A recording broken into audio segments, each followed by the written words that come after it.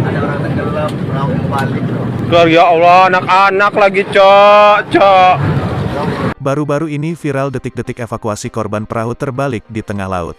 Video tersebut viral usai diunggah berbagai akun media sosial, salah satunya akun Instagram @terangmedia pada Selasa tanggal 5 April tahun 2022. Berniat hendak menikmati liburan, sebuah perahu sampan terkena musibah. Beruntung bantuan segera datang dan tak ada korban jiwa. Berikut keterangan dari unggahan akun tersebut. Lebih lanjut dari keterangan, lokasi kejadian di sekitar LT Merak Belantung, Kecamatan Kalianda, Lampung Selatan, Lampung.